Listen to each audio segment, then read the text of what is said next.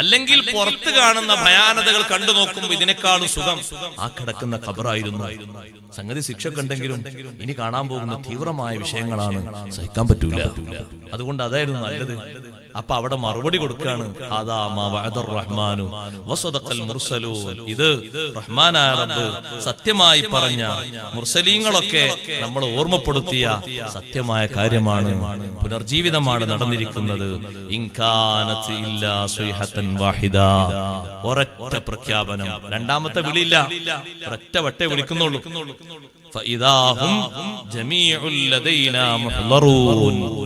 എല്ലാ മനുഷ്യന്മാരും, എല്ലാ ജീവജാലങ്ങളും, എല്ലാ മൃഗങ്ങളും എല്ലാവരും നമ്മുടെ മുന്നിൽ ഹാജരാക്കപ്പെട്ടു പോയി. ഒരാളും വരാത്തതില്ല. സഹോദരങ്ങളെ, ആ സൂറിൽ ഊതുന്ന സമയത്ത് മുസ്ലിങ്ങളെ ഇനിയൊരു പ്രത്യേക ഹദീസ് കൂടി ഓർമ്മപ്പെടുത്തി ഞാൻ ആ ഭാഗം പൂരിപ്പിക്കുകയാണ്. നല്ല ശ്രദ്ധയോടെ കേൾക്കണം. അഷ്റഫുൽ ഖൽഖ് മുഹമ്മദുർ റസൂലുള്ളാഹി സ്വല്ലല്ലാഹു അലൈഹി വസല്ലം തങ്ങളോട് മുആദ് ഇബ്നു ജബൽ റളിയല്ലാഹു അൻഹു വന്നിട്ട് ചോദിച്ചു, അല്ലാഹുവിന്റെ റസൂലേ, സൂറിൽ ഊതപ്പെടുന്ന സമയത്ത് വിവിധ വിഭാഗങ്ങളായിട്ട് ഖബറിൽ നിന്ന് എഴുന്നേറ്റ് വരുമെന്ന് അല്ലാഹു ഖുർആനിലൂടെ പറയുന്നുണ്ടല്ലോ. എങ്ങനെയാണ് ആ വിവിധ സംഘങ്ങളായി വരുന്നത്? യൗമ യുൻഫഖു ഫിസ്സൂരി ഫതഅതൂന അഫ്വാജാ. ഇവിടെയും പറഞ്ഞില്ലേ, ഫഇദാഹും മിനൽ അജ്ദാസി ഇലാ റബ്ബിഹിം യൻസിലൂൻ. ഫഇദാഹും മിനൽ അജ്ദാസി, അവരവരുടെ കുടിമാടങ്ങളിൽ നിന്ന്, ഇലാ റബ്ബിഹിം, റബ്ബിലേക്ക്, യൻസിലൂൻ, ദ്രുതഗതിയിൽ നടന്നു നീങ്ങുന്നവരാണ്, വേഗത്തിൽ നീങ്ങുന്നവരാണ്, പെട്ടെന്ന് പെട്ടെന്ന് പോകുന്നവരാണ്. ആരും ആരെയും കാത്തു നിൽക്കൂല. ഒരേ ഖബറിൽ കിടക്കുന്ന വാപ്പയും ഉമ്മയും മക്കളുമാണെങ്കിലും, ഒരേ ടെന്റിന്റെ ഉള്ളിൽ കഴിഞ്ഞവരാണെങ്കിലും, ഉമ്മ വരട്ടെ എന്ന് കരുതിയിട്ട് വാപ്പയോ, വാപ്പയും ഉമ്മയും വരട്ടെ എന്ന് കരുതിയിട്ട് മക്കളോ, ഒരാളെയും കാത്തു നിൽക്കാതെ എല്ലാവരും പെട്ടെന്ന് പെട്ടെന്ന് റബ്ബിലേക്ക് നീങ്ങുകയാണ്. അപ്പോകുന്ന പോക്കിനെ പറ്റി ഒന്ന് പഠിക്കണം. അവിടെ നല്ല രൂപത്തിൽ അന്തസ്സോടെ പോകണം, വികലാംഗരായി പോകരുത്. എങ്ങനെയാ നബിയെ ആ വരവ്? അത് ചോദിച്ചപ്പോഴേക്ക് ഹബീബായ തങ്ങൾ കരഞ്ഞുപോയി. എന്നിട്ട് പറഞ്ഞു, മുആദ്, യുഹ്ശറു അശ്റത്തു അസ്നാഫിൻ മിൻ ഉമ്മത്തി അഷ്താതാ. എന്റെ ഉമ്മത്തിൽപ്പെട്ട മുസ്ലിങ്ങളിൽപ്പെട്ട ആളുകളെ 10 രൂപത്തിലായിട്ട് അല്ലാഹു ഒരുമിച്ച് കൂട്ടുന്നുണ്ട്. മുസ്ലിങ്ങളിൽ നിന്ന് അല്ലാഹു അവരെ വേറെ തന്നെ മാറ്റി നിർത്തിയിരിക്കുന്നു. അവരെ കോലം അല്ലാഹു മാറ്റിയിരിക്കുന്നു. ചിലര് കുരങ്ങന്മാരെ കോലത്തിലാണ്, ചിലരോ പന്നികളുടെ കോലത്തിലാണ്, ചിലരോ അവരുടെ ശരീരത്തിന്റെ ഭാഗങ്ങൾ കീമേലായി മറിക്കപ്പെട്ട രൂപത്തിൽ, തലഭാഗം താഴോട്ടും കാൽഭാഗവും കൈഭാഗവും മേലോട്ടുമായിട്ട് പോകുന്നവരുണ്ട്. മറ്റു ചിലര് മുഖങ്ങളുടെ മേല് നീന്തുന്നവരുണ്ട്. നടക്കുകയല്ല, കൈകുത്തിയിട്ട് മുഖത്തിന്റെ മേലെ നീന്തിയിട്ടാണ് അവര് പോകുന്നത്. വേറൊരു കൂട്ടം ആളുകൾ കണ്ണ് കാണാതെ തപ്പിത്തടഞ്ഞു പോകുന്നവരുണ്ട്. സുബ്ഹാനല്ലാഹ്. മറ്റൊരു വിഭാഗം കാത് കേൾക്കാതെ സംസാരശേഷിയില്ലാതെ നീങ്ങുന്നവരുണ്ട്. മറ്റൊരു വിഭാഗമോ നാവ് മുഴുവനും താഴോട്ടിങ്ങനെ തൂക്കിയിട്ടിട്ട് അതിലൂടെ ചീഞ്ചലം ഇങ്ങനെ ഒഴുകിയിട്ട് കാണുന്നവരൊക്കെ അറപ്പോടെ വെറുപ്പോടെ നോക്കി തള്ളിയിട്ട് അങ്ങനെ പോകുന്നൊരു വിഭാഗമുണ്ടേ. വേറൊരു വിഭാഗം കൈകാലുകൾ മുറിക്കപ്പെട്ട രീതിയിൽ പോകുന്നവരാണ്. 7-8ാമത്തെ വിഭാഗം തീക്കൊള്ളിയാണ് അവരെ ശരീരത്തിൽ തറച്ചിരിക്കുന്നത്. ഖബറിൽ നിന്ന് എഴുന്നേറ്റ് മഹ്ശറിലേക്ക് വരുമ്പോഴുള്ള രൂപമാണ്. ഒരുപാട് ഇമാമിങ്ങൾ ഉദ്ധരിച്ച ഹദീസാണ്. തീക്കൊള്ളിയുടെ മേൽ നാട്ടി നിർത്തിയിട്ട് ആ രൂപത്തിൽ പരലോകത്തേക്ക് വരികയാണ്. 9ാമത്തെ വിഭാഗം ശരീരം വല്ലാതെ ദുർഗന്ധം വമിക്കുന്നു. അടുത്തു പോകുന്നവരൊക്കെ മാറി മാറി പോവുകയാണ്. തല മുതൽ കാല് വരെ ദുർഗന്ധവാസനയാണ്. 10ാമത്തെ വിഭാഗമോ തൊലിയോട് ഒട്ടിച്ചേർന്നിരിക്കുന്ന രൂപത്തില് നല്ല കട്ടിയുള്ള ടാറിന്റെ വസ്ത്രം ധരിച്ച് ചൂട് സഹിക്കാൻ കഴിയാതെ കിടന്ന് ഉരുകി മറിഞ്ഞങ്ങനെ നീങ്ങുന്നു. 10 തരം ആളുകൾ. ഒന്നിലും നമ്മൾ പെടരുത്. അല്ലാഹു നമ്മളെ കാക്കട്ടെ. 10 ഭൂമിയിൽ 10 കോലത്തിൽ ജീവിക്കുന്നവരാണ്. അതിലേതെങ്കിലും ഒന്നിൽ പെട്ടുപോയ ആളുകളാണ് നമ്മളെങ്കിൽ ഈ നിമിഷം മാറണം. നാളേക്ക് ബാക്കി നിൽക്കരുത്. ഒരുപക്ഷെ നാളെ ആയിരിക്കും, അല്ലെങ്കിൽ ഇന്ന് രാത്രി ആയിരിക്കും നമ്മുടെ അന്ത്യം. എപ്പോഴും ആകാം. മരിച്ചിട്ട് ഖബറിൽ നിന്ന് അങ്ങോട്ട് പോകുമ്പോ ഹൈ പവർ ഉള്ള ആളുകളൊക്കെ വാഹനത്തിൽ അങ്ങ് നീങ്ങും. ഖബറും പുറത്ത് വന്നിങ്ങനെ നിൽക്കും വാഹനങ്ങൾ. ചിലരൊക്കെ ഓടിപ്പോകും അന്തസ്സോടെ, ചിലർ 2 കൈയും വീശി നല്ല സന്തോഷത്തോടെ നടന്നു പോകും. ആത്മാഭിമാനത്തോടെ പോകാൻ കഴിയണം. നല്ല നല്ല മഹാന്മാരൊക്കെ പോകുന്ന പോക്ക് എന്തൊരു സന്തോഷത്തിന്റെ പോക്ക്. അവരിൽ ആരിലെങ്കിലും നമ്മൾ ഇടം നേടണം. ഈ പറഞ്ഞ ഹതഭാഗിൽ ഏതാരും പെടരുത്. ഒന്നാമത് പറഞ്ഞ കുരങ്ങന്റെ രൂപത്തിൽ പോകുന്നവരാരാണ്? കുരങ്ങന്മാരുടെ രൂപത്തിൽ പോകുന്നവര്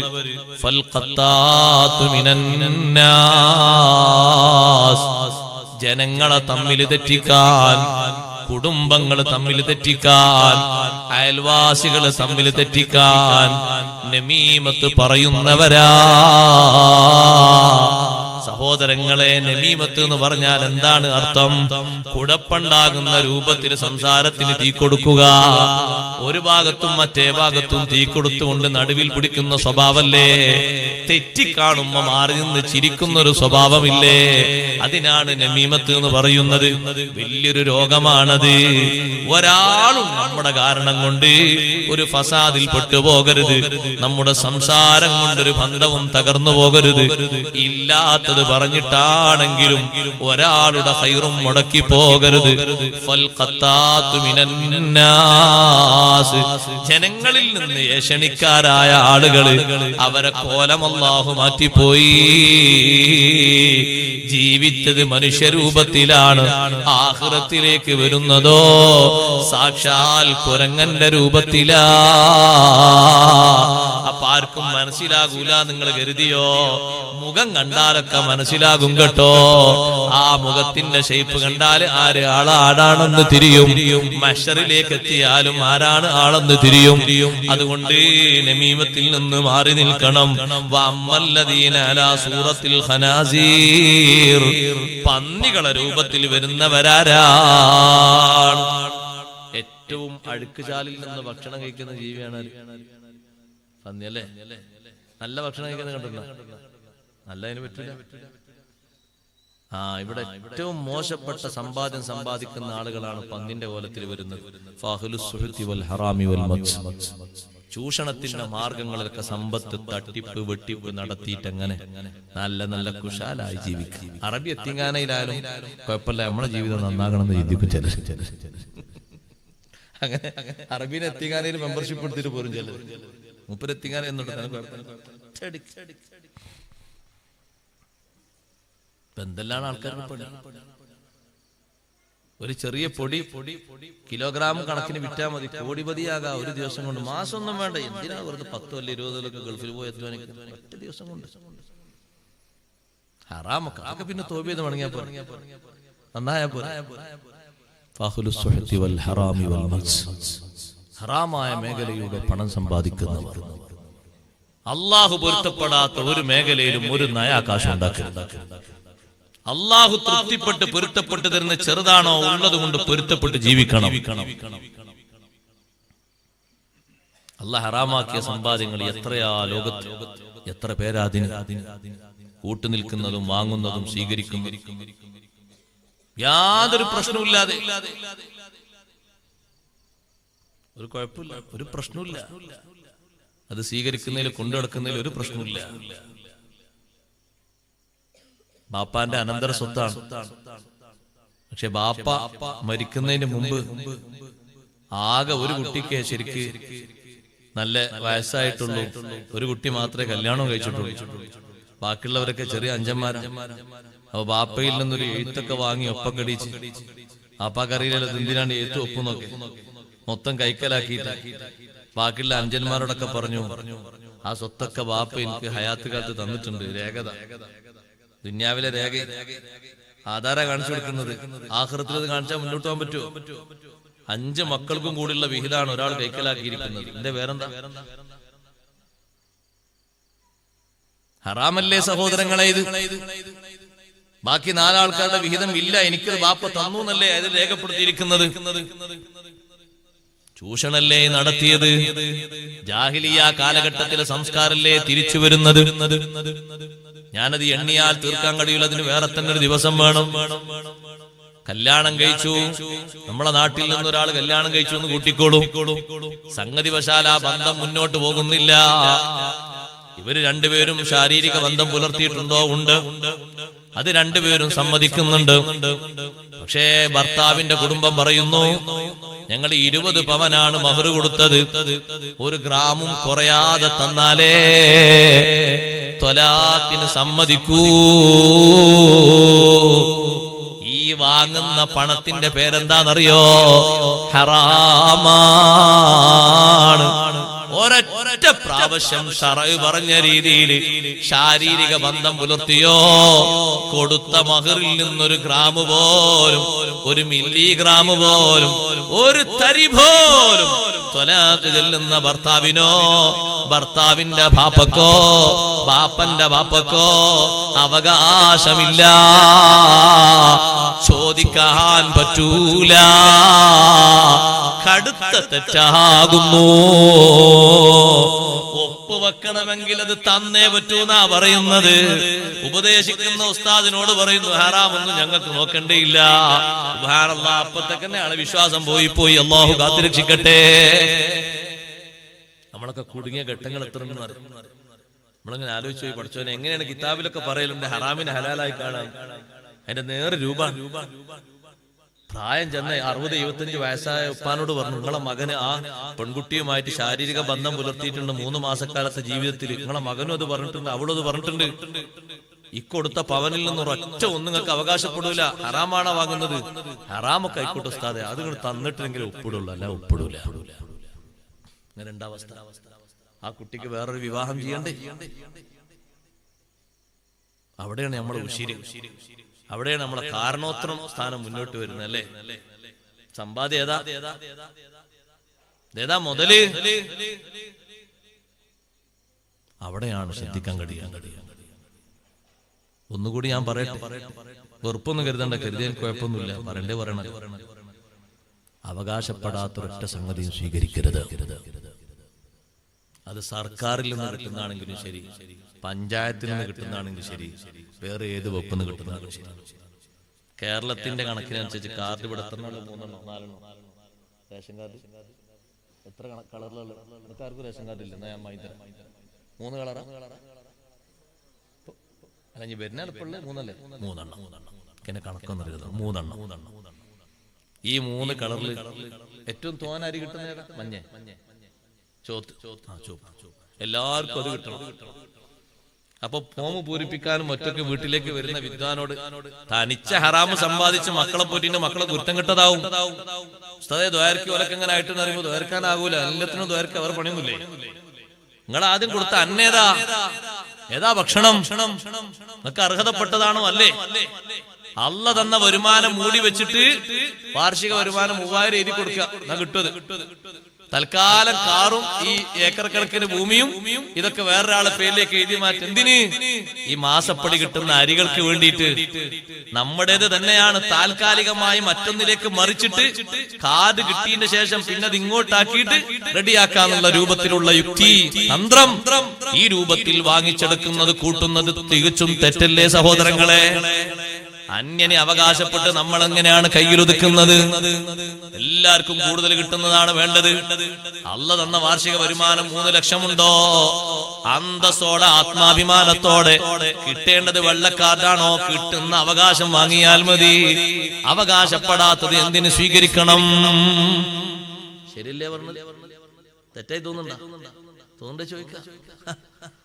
സർക്കാരിന്റെ ഉസ്താദ് എങ്ങനെയും വാങ്ങിപ്പെടാൻ പറ്റൂല. നിയമമുണ്ട് ഇസ്ലാമിൽ. എങ്ങനെയും വാങ്ങാം, അത് പറ്റൂല. എന്തിനല്ലാണ്ട് അല്ലേ? SLC ഒന്നും എഴുതണ്ട, സർട്ടിഫിക്കറ്റ് വരും. പറ്റുമോ? 25,000 കൊടുത്താൽ മതി, +2 തരും. 75,000 കൊടുത്താൽ മതി, B.Ed തരും. പറ്റുമോ? അങ്ങനെയാണെന്ന് പറഞ്ഞിട്ട് ഒരു ഉദ്യോഗത്തിന് നമ്മൾ എഴുതി കൊടുക്കാൻ പറ്റുമോ? ആ കിട്ടുന്ന സമ്പാദ്യം റെഡിയാവും. ആലോചിച്ച് നോക്കാം, മേഖല എണ്ണിയാൽ എത്ര ഉണ്ട്? ദുനിയാവിൽ മനുഷ്യനായി ജീവിച്ച ആഖിറത്തിൽ പന്നിയായി വരിക എന്നാണ് അതിനേക്കാളും വലിയ മോശത്തരം. അന്തസ്സോടെ വരണം. പന്നിയായി വരുന്നവർ അവിഹിത മുതൽ സമ്പാദിച്ചവരാണ്. അങ്ങനെ അങ്ങോട്ട് കൂട്ടിക്കോളൂ സഹോദരങ്ങളെ. ധാരാളം നമുക്ക് ഹിതമല്ലാത്ത ഏതെല്ലാം വകുപ്പുകളുണ്ടോ തരങ്ങളുണ്ടോ ഒക്കെ അതിൽപ്പെട്ടു. നിങ്ങൾ ചോദിക്കും ഉസ്താദെ എന്താ പലിശ എണ്ണാത്തത് എന്ന്. വേറൊരു ഐറ്റംസ് വരുന്നുണ്ട്, അതുകൊണ്ടാ എണ്ണാത്തത്. താഴെ വരുന്നുണ്ട്, പറയാം. മൂന്നാമത്തെ വിഭാഗം അമ്മൽ മുനക്കസൂന റൂസഹും വജൂഹും, മുഖങ്ങളും കൈക്കാലുകളൊക്കെ മേലോട്ടും തായോട്ടും കീമേലായി മറിക്കപ്പെട്ടവര്. മുഖഭാഗം തായോട്ട്, കാലും കൈയും മേലോട്ട്, അങ്ങനെ നടക്കുന്ന ആൾക്കാരെ കണ്ടില്ലേ? സർക്കസേരെ കണ്ടിട്ടുണ്ടാകും ദുനിയാവില്. ഇത് ഖബറിൽ നിന്ന് എണീറ്റ് വരുമ്പോ മഹ്ശറിലേക്കുള്ള ദൂരം നടക്കുന്നത് അങ്ങനെയാണ്. കീമേല് മറിക്കപ്പെട്ട രൂപമാണ്. പലിശത്തീനികളാ. അല്ലാഹു അവന്റെ ഖുർആനിലൂടെ യുദ്ധം പ്രഖ്യാപിച്ച ഒരേ ഒരു വിഭാഗം, ഫഇല്ലം തഫഅലൂ, പലിശക്ക് കൊടുക്കുന്നതും വാങ്ങുന്നതും നിർത്തുന്നില്ലെങ്കിൽ, ഫഅദനൂ ബിഹർബിൻ മിനല്ലാഹി വറസൂലിഹി, അല്ലാഹു നിങ്ങളെ എതിരാളിയാണ്, അല്ലാഹുവിന്റെ റസൂല് നിങ്ങളെ എതിരാളിയാണ്. എന്താണ് ആ പറഞ്ഞതിന്റെ താല്പര്യം? അല്ലാഹും റസൂലും എതിർത്തിട്ടും ഞാനിവിടെ ജീവിക്കുന്നുണ്ടല്ലോ എന്നൊക്കെ ചിന്തിക്കുന്നുണ്ടാകും. ഓരോ വർഷവും ഡെപ്പോസിറ്റ് ആയുള്ള പലിശ വാങ്ങിയിട്ട് സ്വതക്ക കൊടുക്കുന്നവരുണ്ടാകും, സക്കാത്ത് കൊടുക്കുന്നവരുണ്ടാകും, റിലീഫ് കൊടുക്കുന്നവരുണ്ടാകും, കുടുംബം പോറ്റുന്നവരുണ്ടാകും. അതൊക്കെ നടക്കുന്നില്ലേ എന്ന് ചോദിക്കും. പക്ഷേ അല്ലാഹും റസൂലും ശത്രുത വെച്ചിട്ടുണ്ട് എന്നുള്ളതിന്റെ അർത്ഥം യമൂതു അലാ സൂഇൽ ഖാതിമ, അന്ത്യം മോശമായി മരണപ്പെട്ടു പോകും, ഈമാൻ കിട്ടാതെ മരിച്ചു പോകും. ആഖിറത്തിൽ വരുമ്പോ അന്തസ്സോടെ ഖബറിൽ നിന്ന് എഴുന്നേറ്റ് നടക്കാൻ പറ്റൂല. തല തായോട്ടാണ്, കയ്യും കാലും മേൽപോട്ടാ. ഉമ്മമാരെ, പലിശക്ക് നിങ്ങൾ സ്വർണ്ണാഭരണം കൊടുത്തു പോകരുത്, പണയം വെച്ച് പോകരുത്. ഇത്ര വലിയ ഇടങ്ങേറ് പിടിച്ച ഒരു സംഗതി വേറെ ഇല്ല.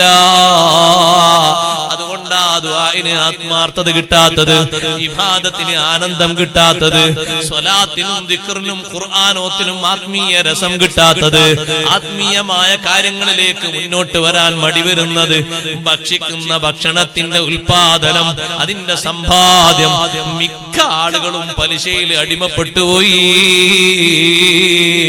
വീട് വെക്കണോ പലിശ, കൃഷി നടത്തണോ പലിശ, ഹോസ്പിറ്റലിലേക്കാണോ പലിശ, എല്ലാ സംഗതികൾക്കും ഇത് സാർവത്രികമായി പടർന്ന് പന്തലിച്ചപ്പോ ഇപ്പോഴും നിങ്ങൾ നോക്ക്, സ്ഥലം വിറ്റിട്ട് 10 ലക്ഷം കിട്ടി, ആരെയും അറിയിക്കാതെ ഡെപ്പോസിറ്റ് ചെയ്തിട്ട് 4 മാസം കൂടും അതിന്റെ തുക വാങ്ങിയിട്ട്, പലിശ തുക വാങ്ങിയിട്ട്, മരുന്നും കഴിച്ച് സ്വതക്കയും കൊടുത്ത് ചായയും കുടിച്ച് നല്ല കുശാലായി ജീവിക്കുകയാ. അല്ലാഹു ആഖിറത്തിൽ വരുമ്പോ മാലോകര മുന്നിൽ കീമേല് മറിഞ്ഞ രൂപത്തിൽ നടക്കുമ്പോ ലക്ഷക്കണക്കിന് കോടിക്കണക്കിന് ആളുകൾ നോക്കിയിട്ട് പറയൂലേ, ഇവൻ പലിശക്കാരനാ, പലിശ നിന്ന് ജീവിച്ചവനാ, കുടുംബം പോറ്റിയവനാ, മക്കളെ വളർത്തിയവനാ. ഒരു നയാ പൈസ പോലും ആ രൂപത്തിൽ പറ്റിപ്പോകരുത്. ഞാൻ വീടുണ്ടാക്കുന്ന സമയത്തും എന്നോട് ചോദിച്ചിട്ടുണ്ട്, നാണമില്ലാത്ത ആളുകളല്ലേ ബഹുഭൂരിപക്ഷം ആളുകള്, ഉസ്താദേ എത്ര കഷ്ടപ്പെടേണ്ട ആവശ്യമൊന്നുമില്ല, 5 വർഷം കൊണ്ട് ഗഡുക്കളായി അടച്ചു വീട്ടിയാൽ മതി, 5 അല്ല 50 വർഷം നിങ്ങൾ താമസം തന്നാലും ഈ രൂപത്തിലുള്ള നയാ പൈസ വേണ്ട. നല്ല പൊരുത്തത്തോടെ കടം തരാൻ പറ്റിയവരിൽ നിന്ന് കടം വാങ്ങിയിട്ട് അവര് പറഞ്ഞ അവധിക്ക് മുമ്പ് കടം വീട്ടിയിട്ട് വീട്ടാനുള്ള മാർഗങ്ങൾ അല്ലാഹുവിനോട് ചോദിച്ചിട്ട് നല്ല റാഹത്തോടെ പൊരുത്തപ്പെട്ട് സാവകാശം നിർമ്മിച്ചതാ. ഇപ്പൊ പെട്ടെന്ന് പണി തീരണം, ഒരു വ്യാഴവട്ടക്കാലം കൊണ്ട് തീരണം, അല്ലെങ്കിൽ നാട്ടുകാർക്കിടയിൽ ഒരു ഇമേജ് കുറവാണ് എന്നും കണ്ടിട്ട് ലക്ഷക്കണക്കിന് ഇങ്ങോട്ട് വാങ്ങിയിട്ട് റജബ് മാസത്തിൽ തുടങ്ങിയ പണി റമദാൻ ഒന്നാകുമ്പോ ആകുമ്പോഴേക്ക് തീർന്നിട്ട് ശവ്വാലിൽ വീട് കൂടിപ്പോയി. കടമുണ്ടോ എന്ന് ചോദിക്കുമ്പോ കുറച്ചൊക്കെ കടമുണ്ട്. എവിടുന്നാ കടന്ന് ചോദിക്കുമ്പോ കുടിച്ച വെള്ളം തുപ്പണോന്ന് തോന്നിപ്പോവുകയാണ്, ഛർദിച്ചു മാറ്റണോന്ന് തോന്നിപ്പോവുകയാണ്. കുറച്ച് ബാങ്കിൽ നിന്ന് കടമെടുത്തിട്ടുണ്ട്, പതുക്കെ പതുക്കെ അടച്ചു തീർക്കുന്നു. ഇത്ര തിരക്ക് കൂട്ടേണ്ട ഒരു സംഗതിയാണോ? കഴിവിനനുസരിച്ച് ഘട്ടം ഘട്ടമായി എടുത്താ പോരെ സഹോദരങ്ങളെ? 5-6 വർഷങ്ങൾ പണിപ്പെട്ട് വീടെടുക്കുന്ന നല്ല ഫക്കീറന്മാരായ മുസ്കീന്മാരായ സാധുക്കളായ ആളുകളെ കണ്ടിട്ടില്ലേ? 5 വർഷത്തെ അധ്വാനം കൊണ്ട് ഒരുക്കി ചൂട്ടിയിട്ട് കുറച്ച് സ്ഥലം വാങ്ങി 4 സെന്റോ 5 സെന്റോ, പിന്നെ ഒരു വർഷം കഴിഞ്ഞു പതുക്കെ കുറച്ചിങ്ങനെ പണം ഇങ്ങനെ ഒരുമിച്ച് കൂട്ടിയിട്ട് ഒരു തറ കെട്ടിയിട്ട് പിന്നെ പതുക്കെ അങ്ങനെ പണി തുടങ്ങിയിട്ട് പാർപ്പും കാര്യങ്ങളൊക്കെ കഴിഞ്ഞ് കൂടാൻ പോകുന്ന നേരത്ത് അൽഹംദുലില്ലാഹ് ഒരാൾക്കും ഒന്നും കൊടുക്കാനില്ല. റാഹത്തോടെ ബിസ്മീൻ ചൊല്ലി അങ്ങ് കയറുമ്പോ, അല്ലെങ്കിൽ അവിഹിത മാർഗത്തിലായിട്ട് സമ്പാദ്യങ്ങളൊന്നുമില്ലാത്ത നല്ല റാഹത്തുള്ള വീട്ടിലേക്ക് അങ്ങ് കയറുമ്പോ എന്തൊരു ബറക്കത്താ! അതിനുള്ള പാകത്തിനുള്ള എടുത്താൽ മതി, പിന്നെ കഴിവിനനുസരിച്ച് അങ്ങനെ വലുതാക്കിയാൽ മതിയല്ലോ. അത്ര ബുദ്ധിമുട്ട്. മക്കൾ ഇങ്ങനെ കൂടി വന്നു, അതിനനുസരിച്ച് വലുതാക്കിയാൽ മതി. ഒറ്റയടിക്ക് തന്നെ വലുതാക്കിയെങ്കിലേ വലുതാവുള്ളൂന്നുണ്ടോ? അങ്ങനൊന്നുമില്ലല്ലോ. പഴയ കാലത്ത് നിങ്ങൾ വീട് കണ്ടിട്ടില്ലേ? വീട്ടിലെ ആളുകൾ ഇങ്ങനെ എണ്ണം കൂടുന്നതനുസരിച്ച് റൂമുകൾ അങ്ങനെ കൂട്ടി അങ്ങനെ എടുക്കും. പിന്നെ ഏതെങ്കിലും ഭാഗത്ത് കേടുകൾ വരുമ്പോൾ ആ ഭാഗം ഒന്ന് പൊളിച്ച് ഒന്ന് റെഡിയാക്കി എടുക്കും. അങ്ങനല്ലേ പഴയ കാലത്തുള്ള വീടുകളൊക്കെ? അങ്ങനെ ചെയ്താൽ പോരെ? അവരും ഈ ദുന്യാവിൽ തന്നെയല്ലേ ജീവിച്ചു, നമ്മുടെ ഈ ദുന്യാവിൽ തന്നെയല്ലേ ജീവിക്കുന്നു. അങ്ങനെ ചെയ്താൽ പോരെ? എന്തിനാ ധൃതി കൂട്ടുന്നത്? അതുകൊണ്ട് ഒറ്റ പൈസ വാങ്ങിപ്പോകരുത്. ഇത്ര ഡേഞ്ചറായ ഒരു സംഗതി വേറെ ഇല്ല. 4ാമത്തെ വിഭാഗം അന്ധന്മാരായി നടക്കുന്നവരാണ്. അള്ളാഹു ഒരു ഹുക്മ് പറഞ്ഞിട്ടുണ്ടെങ്കിൽ, ഒരു വിധി പറഞ്ഞിട്ടുണ്ടെങ്കിൽ അതിൽ അക്രമം ചെയ്യുന്ന ആളുകളാണ്. അള്ളാഹ് ഒരു വിധി പറഞ്ഞിട്ടുണ്ടെങ്കിൽ ആ വിധിയിൽ അക്രമം ചെയ്യുന്ന ആൾക്കാർ അത് സ്വീകരിക്കൂല. അള്ളാഹ് ഒരു കാര്യം നിർബന്ധാക്കില്ല, നിർബന്ധം സ്വീകരിക്കൂല. അള്ളാഹു തആല ഒരു കാര്യം നിഷിദ്ധമാക്കില്ല, നിഷിദ്ധം സ്വീകരിക്കൂല. ആ ഹറാമായി കാണൂല, അതിൽ അക്രമം ചെയ്യും. അത് കോടതിയിൽ പോയിട്ടുള്ള വിധിയാണെങ്കിലും വിധി അക്രമപരമായിട്ട് വാങ്ങിയെടുക്കുന്നവർക്ക് തീപ്പെട്ടു. വിധിയിൽ അക്രമം നടത്താൻ പാടില്ല, നീതി മാത്രമേ നടത്താവൂ. അഷ്റഫുൽ ഖൽഖ് സല്ലല്ലാഹു അലൈഹി വസല്ലം തങ്ങൾ ലോകത്തെ ഏറ്റവും വലിയ നീതിയല്ലേ നടപ്പിലാക്കിയത്? സ്വാധീനം കൊണ്ടല്ലേ പലരും ഇന്ന് രക്ഷപ്പെടുന്നത്. നോക്ക് നിങ്ങൾ, കുറ്റക്കാരല്ലാത്തതിന്റെ പേരിൽ സ്വാധീനം കൊണ്ട് രക്ഷപ്പെടുന്നു. മക്കയിൽ വന്നിട്ട് ഏറ്റവും വലിയ കുലപതിയായ കുടുംബക്കാരായ തറവാട്ടുകാരായ പ്രമാണിമാരായ പ്രബുദ്ധരായ ബനു മഖ്സൂം ഗോത്രത്തിലെ പെണ്ണ് കളവ് കേസിൽ കുടുങ്ങി. അത് തെളിഞ്ഞു, റെഡിയായി, സമ്മതിച്ചു, കുറ്റമൊക്കെ ബോധ്യപ്പെട്ടു. ആ കുടുംബം പറഞ്ഞു 200 ഒട്ടകം തരാം, കൈ മുറിക്കുന്ന അപമാനം സഹിക്കാൻ പറ്റൂല, അല്ലെങ്കിൽ ആ ആളുകൾക്ക് വേണ്ട അത്രയും ഭൂമി കൊടുക്കാം, എന്നാലും കൈ മുറിക്കരുത്, ഒരു ചെറിയ അഡ്ജസ്റ്റ്മെന്റ്. തങ്ങളുടെ മുഖം വിവർണമായി. തങ്ങൾ ജനങ്ങളോട് പറഞ്ഞു, ആലോകരെ, നിങ്ങളെ മുൻഗാമികളെ നശിപ്പിച്ചത് ഈ വിധിയിലുള്ള വൈപരീത്യമാണ്.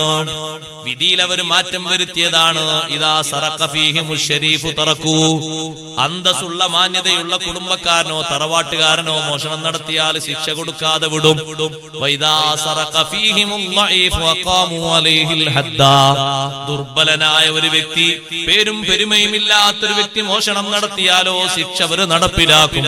എന്നിട്ട് തങ്ങൾ പറഞ്ഞു, വളരെ ഊക്കോടെ പറഞ്ഞു,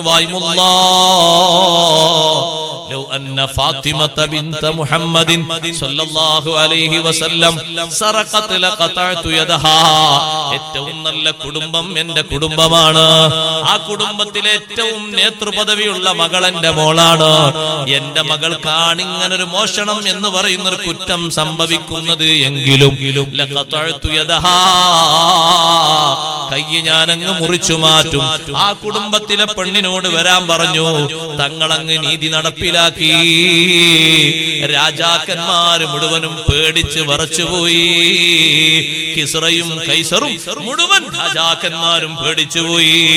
അതേ 8 വർഷം മുമ്പ് സ്വന്തം നാട്ടിൽ നിന്ന് മദീനയിലേക്ക് ഹിജ്റ പോയിട്ട് തിരിച്ചു വന്നിട്ട് ആ നാട്ടിൽ അല്ലാഹുവിന്റെ തീരുമാനം, ഹക്കായ വിധിയങ്ങ് നടപ്പിലാക്കുന്നതിന് കുടുംബം തടസ്സമല്ല, പ്രമാണിത്വം തടസ്സമല്ല, അവരുടെ പേരും പ്രശസ്തിയും തടസ്സമല്ല.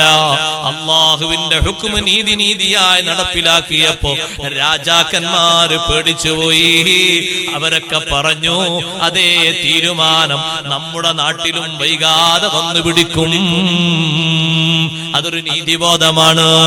തീരുമാനത്തിൽ കൈകടത്തിയിട്ട് പഴുതുകൾ ഉണ്ടാക്കിയിട്ട് എന്തെങ്കിലൊക്കെ പുതിയ പുതിയ നിയമങ്ങൾ ഉണ്ടാക്കിയിട്ട് ഏതെങ്കിലും കാര്യങ്ങളൊക്കെ വസൂലാക്കാനോ മറ്റോ വേണ്ടിയിട്ട് നമ്മൾ നടക്കുന്നുണ്ടെങ്കിലും കാര്യം ഇങ്ങനെയാണ്.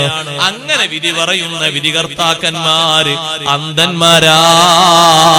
അതിനുവേണ്ടി ഒരു കൂട്ടുന്ന ആൾക്കാരും ആഖിറത്തിൽ കണ്ണു കാണാത്തവരാണ്.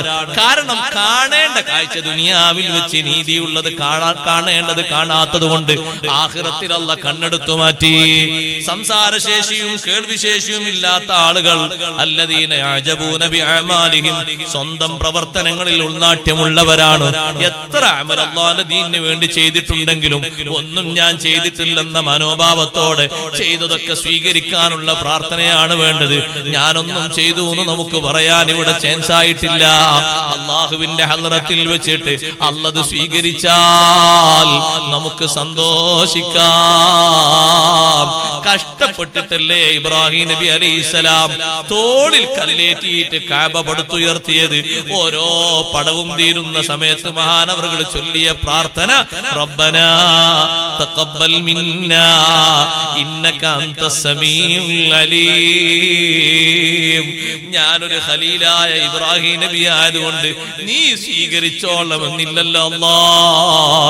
ഇത്രയും കഷ്ടപ്പെട്ടല്ലേ മിനയുടെ തായ്വരയിൽ നിന്ന് വാഹനങ്ങളുടെ സഹായത്തിലല്ല, തോളിൽ കല്ലേറ്റിയിട്ടാണ്, പരിശുദ്ധമായ തോളിൽ ചുമന്നിട്ടാണ് കഅബ പടുത്തുയർത്തിയത്. അതുകൊണ്ട് നീ സ്വീകരിച്ചോളണമെന്നില്ല. നീ എന്നിൽ നിന്ന് സ്വീകരിക്കണേ അല്ലാഹ്.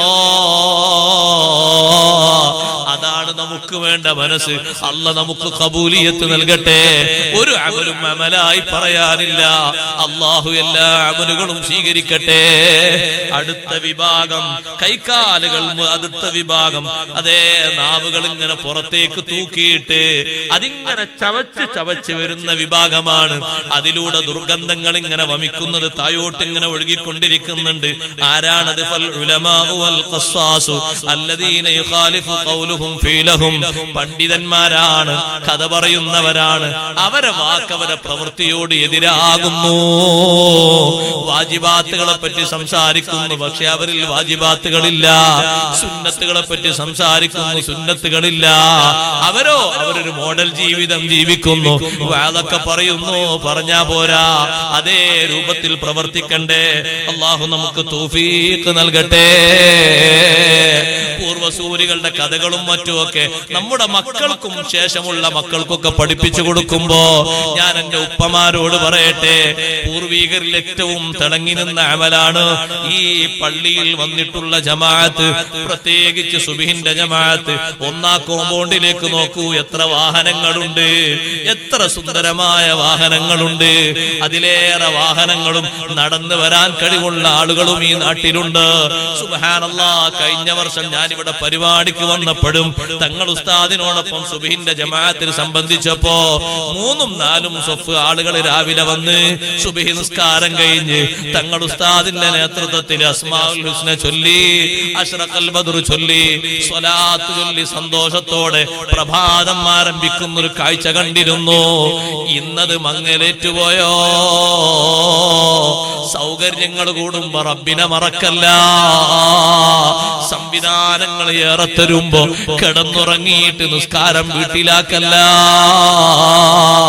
ചെറുപ്പക്കാരെ, ഒരു 10 വർഷം സുബ്ഹിക്ക് ഈ പള്ളിയുടെ പൂമുഖത്ത് സുബ്ഹിക്ക് വരുമ്പോ നാളെ ആഖിറത്തിൽ ഈ പൂമുഖം സാക്ഷിക്ക് വന്നാൽ ഈ പള്ളിയുടെ അമ്പരചുംബിയായ 2 മിനാരങ്ങളും തിളങ്ങി നിൽക്കുന്ന മനോഹരമായ കുബ്ബയും നാളെ ആഖിറത്തിൽ സുബ്ഹിന്റെ നേരത്തിന് സാക്ഷിയായി വന്നാൽ നമ്മൾ രക്ഷപ്പെടുമല്ലോ.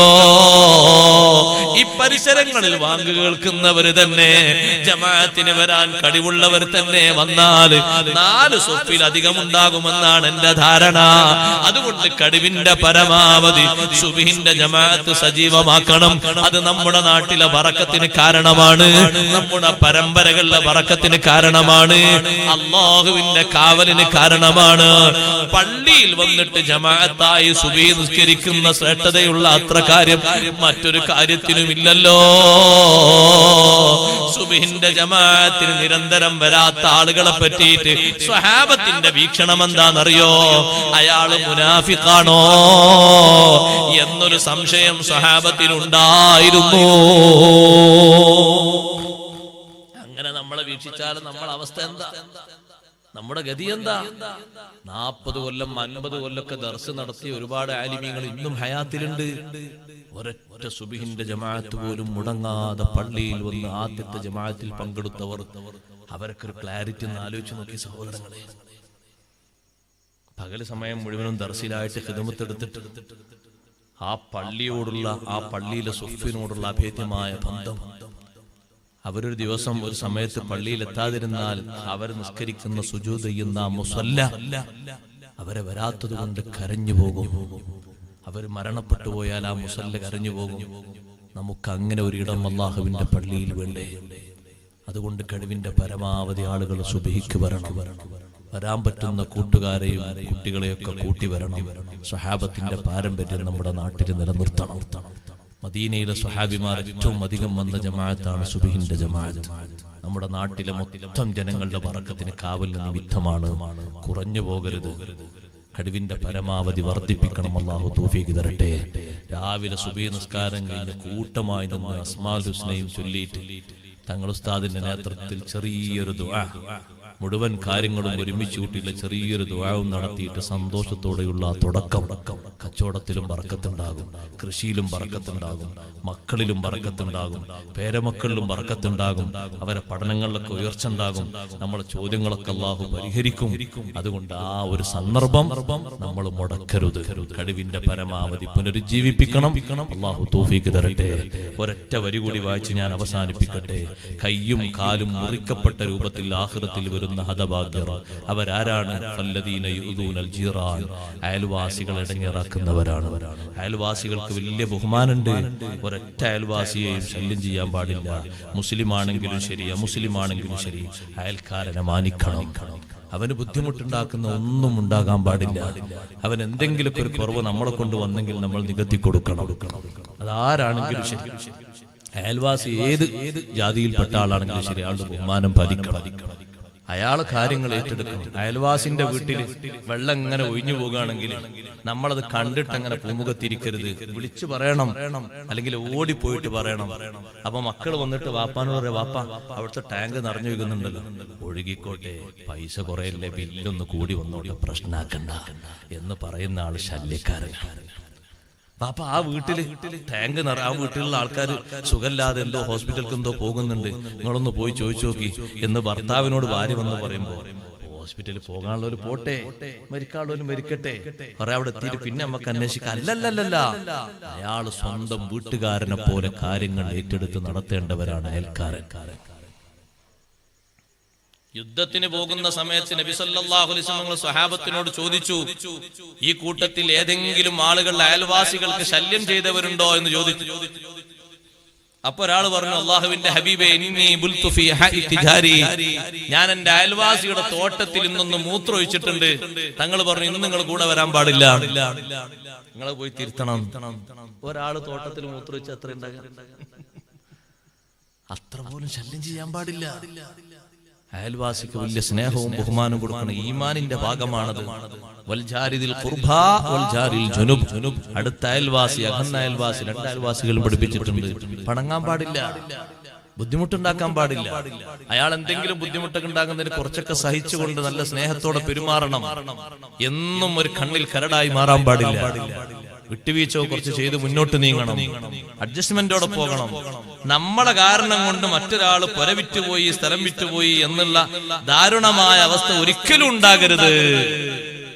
നിങ്ങൾ എന്താ അവിടുന്ന് പോരാൻ കാരണം? സുബ്ഹാനല്ലാഹ്, അത് പറയണോ? ഒരു വർഷത്തെ ചരിത്രം പറയാൻ നമുക്കൊരു അയൽവാസി ഉണ്ടായിരുന്നു ഉസ്താദേ, ലോകത്ത് അങ്ങനെ ഒരു മനുഷ്യനെ ഞാൻ കണ്ടിട്ടില്ല. ഓ നമ്മോ, വല്ലാത്തൊരു പടപ്പാടം. അയാളൊന്ന് കുരച്ചാല് നമ്മളെ പോരയിലെ കോഴികൾ വരെ പേടിച്ചു, ആടുകൾ വരെ നെട്ടിത്തെരിച്ചു പോകും. എന്തെങ്കിലും നിസ്സാര ഒരു കാര്യം ഉണ്ടായി കഴിഞ്ഞാൽ ഒരു മണിക്കൂർ പുളിച്ച ചീത്ത പറയും. കിട്ടുന്നത് മുഴുവൻ എടുത്തിട്ട് എറിഞ്ഞിട്ട് എന്റെ വീടിന്റെ ചില്ലൊക്കെ പൊട്ടിച്ച് സഹിക്കാൻ കഴിയായിട്ട് വിറ്റു പോന്നാണ് ഞാൻ എന്നൊരാൾ അനുഭവം പറയുന്ന ആളുകൾ നമ്മളാകരുത്. നമ്മൾ സ്നേഹത്തോടെ സഹകരണത്തോടെ ജീവിക്കണം.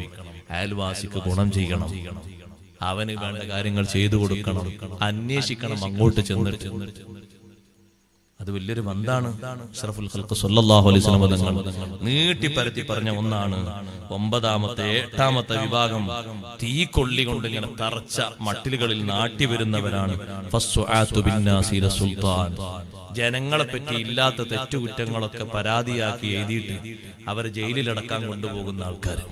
അയാൾ അങ്ങനെ ചെയ്തിട്ടുണ്ട്, അയാളെ ജയിലിലടക്കണം, ഇങ്ങനെ ചെയ്തിട്ടുണ്ട്, ഇങ്ങനെ ശിക്ഷ കൊടുക്കണം, ഇങ്ങനെ ചെയ്തിട്ടുണ്ട്, ഇങ്ങനെ കൊടുക്കണം എന്ന് പറഞ്ഞിട്ട് ആളുകളെ ഇല്ലാത്ത കേസിൽ കൊടുക്കുന്ന ആൾക്കാരില്ലേ, അവരാണ് ആഖിറത്തിൽ തീക്കൊള്ളി കൊണ്ടുള്ള മട്ടിൽ പുറത്തു ഭാഗത്തുകൂടെ അങ്ങനെ തറച്ച രീതിയിൽ പൊള്ളുന്ന ശരീരത്തുകൂടെ പരലോകത്തേക്ക് വരുന്നത്. 9ാമത്തെ വിഭാഗം വല്ലദീനഹും അശദ്ദു നത്നം മിനൽ ജീഫ്, ദുർഗന്ധത്തെക്കാളും ശരീരം ചീഞ്ഞു നാറുന്നവർ. ഫല്ലദീന യതമത്തഊന ബിശ്ശഹവാതി വല്ലദാത്, അല്ലാഹു കൊടുത്ത ദുനിയാവ് കൊണ്ട് അടിച്ച് പൊളിച്ച് സുഖിച്ച് മതിച്ച് ജീവിക്കുന്നുണ്ട്. എല്ലാം കാണും, എല്ലാം കേൾക്കും, എല്ലാം സ്വീകരിക്കും, എവിടെയും പോകും, ഏത് പോകാൻ പറ്റാത്ത സ്ഥലത്ത് പോകും, ഏത് കാണാൻ പറ്റാത്ത കാണും, തിന്നാൻ പറ്റാത്ത തിന്നും, കുടിക്കാൻ പറ്റാത്ത കുടിക്കും, അടിച്ച് പൊളിച്ച് ജീവിതം. സ്വന്തം ഭാര്യ മക്കൾക്ക് വേണ്ട ചെലവ് കൊടുക്കൂല, സക്കാത്ത് കൊടുക്കൂല, ദീനിന് വേണ്ടി കൊടുക്കേണ്ടതൊന്നും കൊടുക്കൂല. ജീവിതമോ സുഖകരമാണ്, സുഖലോലുപതയിലാണ്, അടിച്ചുപൊളിയാണ്.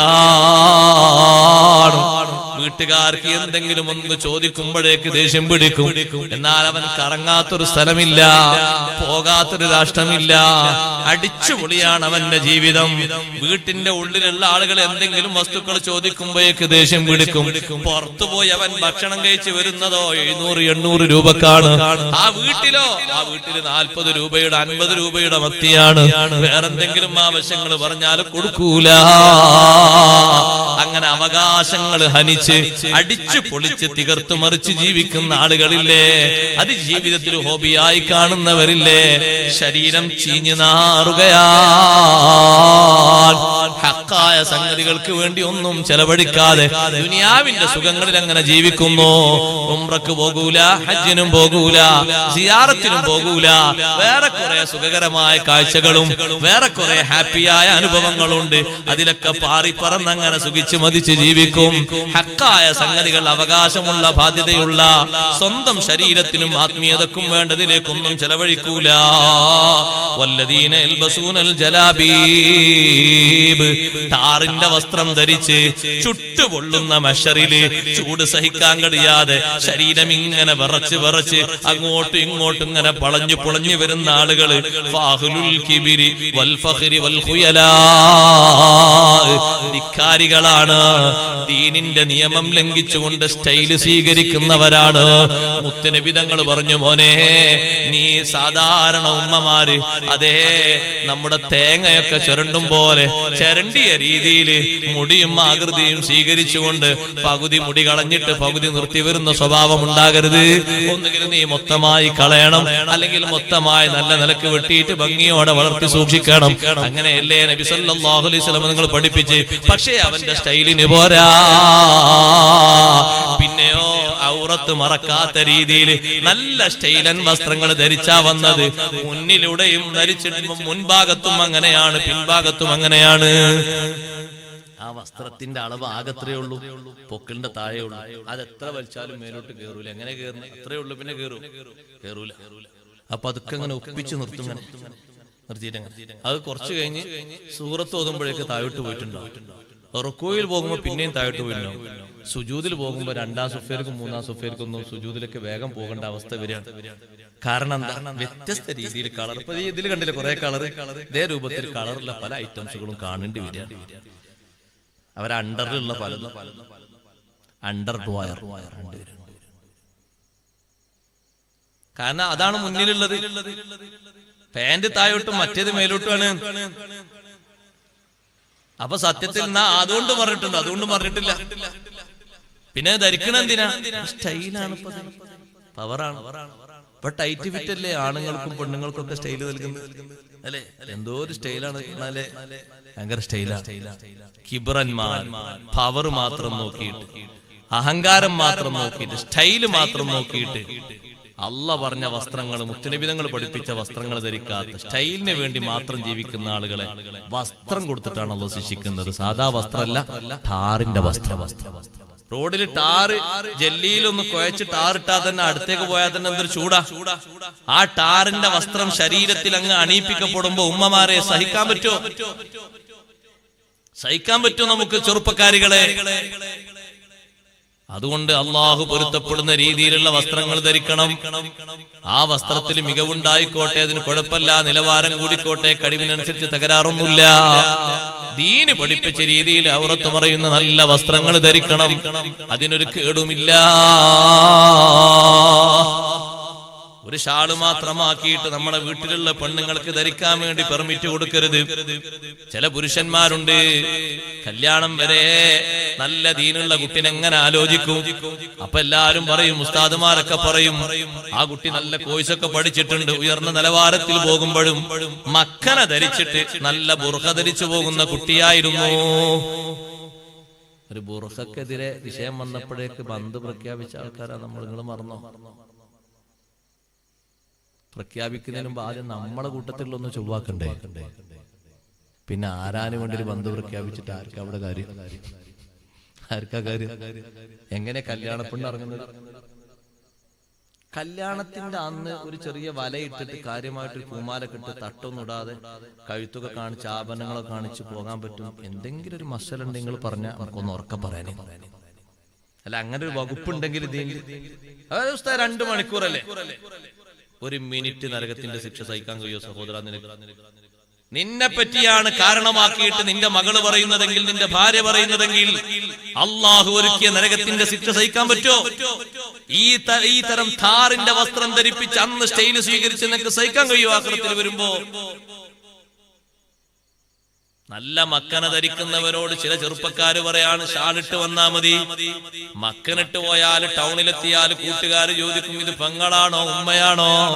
കുറവാണ്, എനിക്ക് മൈനസാണ്, സ്റ്റാറ്റസിന് കുറവ്. സ്റ്റാറ്റസ് ആദ്യം ഉണ്ടാകണ്ടേ? കുറവുണ്ടാകാൻ ഇമേജിന് പ്രശ്നം. ഇമേജ് ആദ്യം ഇവര് വേണ്ടേ, എന്നിട്ടല്ലേ കുറവുണ്ടാകാൻ. എന്ത് ഇമേജാണ്? എന്താ ഈ വസ്ത്രം ധരിച്ച ഇമേജോ? എന്ത് ഇമേജാണുള്ളത്? ആൾക്കാർ കാണുമ്പോ ഒരു മോശം, കുറവാണ്. അതുകൊണ്ട് തൽക്കാലം പുതിയ വാങ്ങിയ ഷാളില്ലേ അതിട്ട് പോന്നാ മതി. അതൊക്കെ തൽക്കാലം മറയുണ്ടല്ലോ, മതി. അത് പിന്നെ ഇങ്ങനെ സ്പ്രിംഗ് ആക്ഷൻ പോലെ ഇങ്ങനെ താഴോട്ടും മേലോട്ടും താഴോട്ടും മേലോട്ടും ഇങ്ങനെ നമ്മൾ അതിന് ഒരു അവസരം കൂടി ഒരുക്കിയിട്ടാണ് ആ രൂപഭാവങ്ങൾ വരുന്നത്. തീർത്തു സഹോദരിമാരോട് ഞാൻ പറയട്ടെ, അങ്ങനെയല്ല സ്വീകരിക്കേണ്ടത്. നല്ലോണം മറച്ചു നടക്കണം. അള്ളാഹു പൊരുത്തപ്പെടുന്ന രീതിയിലുള്ള വസ്ത്രം ധരിക്കണം. സ്വഹാബി വനിതകൾ ധരിച്ചതുപോലെ മറവോടെ നടക്കണം.